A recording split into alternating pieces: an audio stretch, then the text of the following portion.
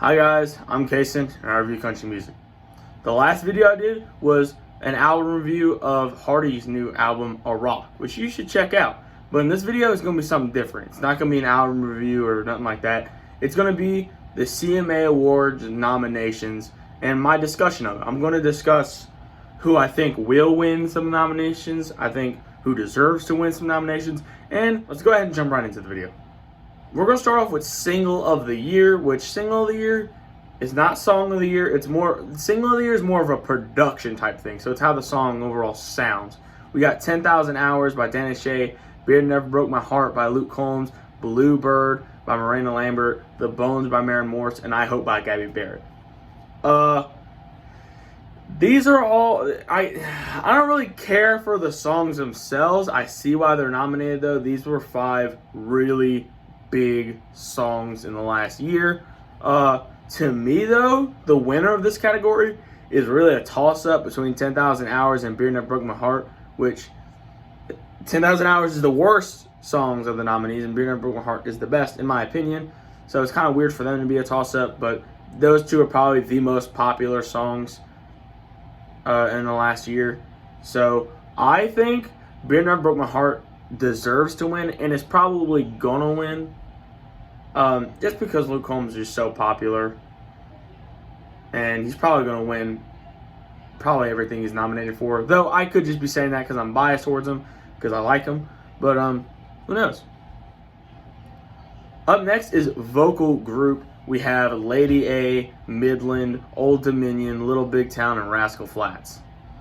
I really don't know who's going to win this one. I'm rooting for Midland just because I like them the most. I think Cheatin' Songs has been a really good single choice. Was a really good single choice, and though it hasn't really taken off yet, I still really like the song.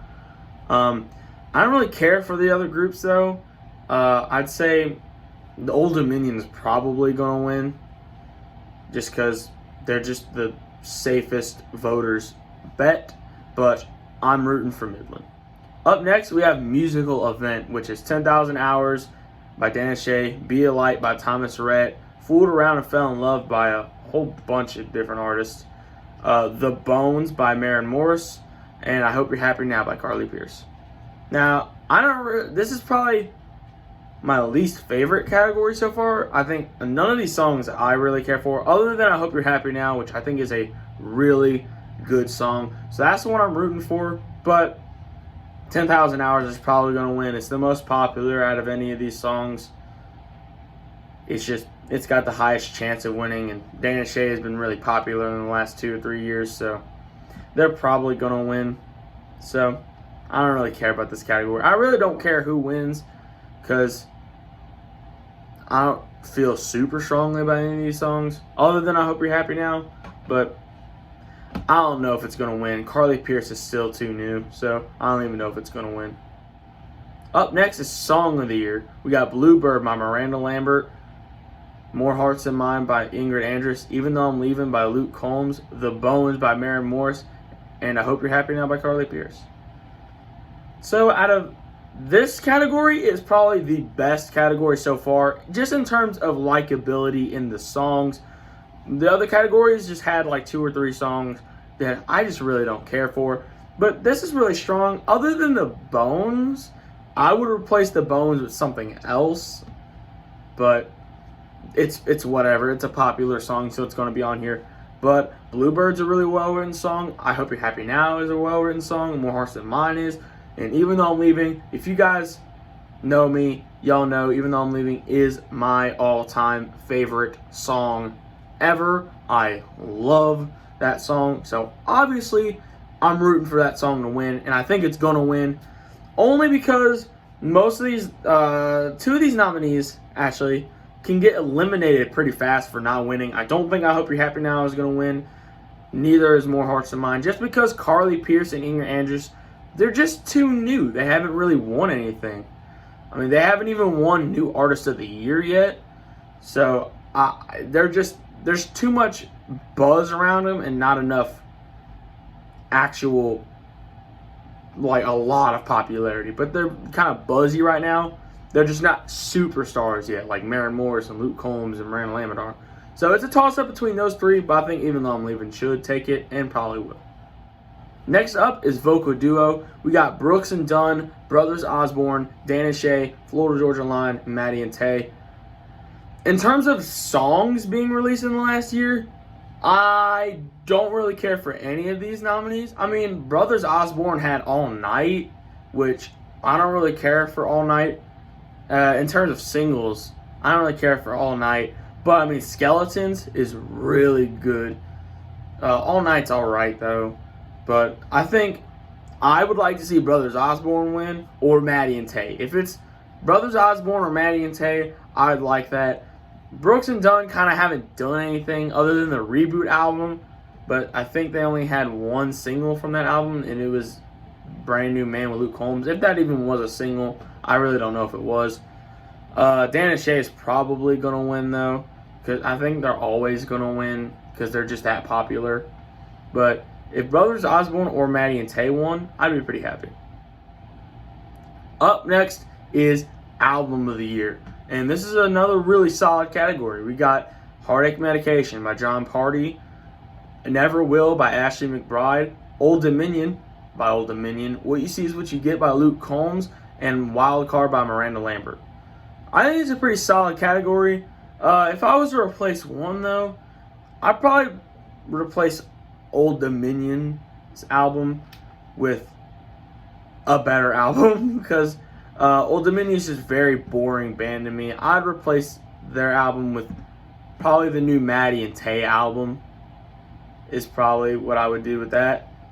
But obviously I think What You See Is What You Get should be the clear winner here. It's definitely the most popular of any of these albums. It exploded in popularity. In terms of the RIAA certifications, which basically is just gold, platinum, diamond albums, it already went platinum. It sold crazy. It had one of the biggest sales weeks out of any albums recently. So obviously What You See Is What You Get is the biggest album on here and deserves to win, in my opinion. I will say, though, if Heartache Medication does win other than What You See Is What You Get, I won't be too terribly mad. I'll be a little bothered by it, but I won't be upset. Now we got New Artist. And I will say, these 5 artists this is a really solid category for new artists. Not saying I like all these artists, but these are 5 relevant artists. We got Jimmy Allen, Ingrid Andress, Gabby Barrett, Carly Pierce, and Morgan Wallen. Okay, I take it back. I would replace Jimmy Allen with probably Riley Green or Cody Johnson, someone with a little more popularity behind him. And I get it that Jimmy Allen's got more popularity than them. In terms of streaming, maybe. I really don't know, but I know he has more number ones. He has 2 number ones. And This Is Us is not really becoming a hit at all. But I just, maybe it's my bias, I would replace him with Riley Green. But the other 4 are really relevant. They all have had really big songs recently. Ingrid Andress had More Hearts Than Mine, which became a really big hit. Gabby Barrett had I Hope, which became a really big hit. Carly Pierce had I Hope You're Happy Now, which is a really big hit. And Morgan Wallen, which is a superstar right now. He's had a bunch of really big hits. Chasing You went number 1. More Than My Hometown is climbing up that chart really fast. So obviously, the clear winner here is going to be Morgan Wallen. He is the biggest, not the biggest, one of the biggest artists in the game right now. He's not the biggest. He's still not nearly as popular as Luke Combs. But he's one of the dogs running the game right now. That's how popular he's become. I'm going to skip over music video because I don't really care for music videos. I don't like them at all. I never really watch them. The nominees, if you want to know, 10,000 Hours, Bluebird, Homemade, I Hope You're Happy Now, and second one, no. I don't really care who wins that. I don't really care for music videos. Up next is female vocalist. We got Miranda Lambert, Ashley McBryde, Mare Morris, Casey Musgraves, and Carrie Underwood. 5 really relevant female artists, if I do say so myself. They're all really relevant, actually. If I would say, though, I think Maren Morris is going to win. She's probably had the biggest year. Even though Casey did win a Grammy last year, Maren Morris has had a way bigger year. She's had way more popularity around her. She's clearly becoming a really big superstar in the genre. I mean, have you seen her Spotify monthly listeners? It's a lot. Up next is male vocalist. We got Eric Church, Luke Combs, Chris Stapleton, Thomas Rhett, Keith Urban. Pretty solid in terms of vocals. This is a pretty solid category. Other than Keith Urban, I don't like his voice, but that's up for debate. But I think Luke Combs is just a clear winner here. He won last year. He's so popular. He has an amazing voice. I mean, who else would win? I like Eric Church and Chris Stapleton being there, but I just think Luke's going to win. And the last and final and biggest category of them all, Entertainer of the Year. This is a pretty wild category.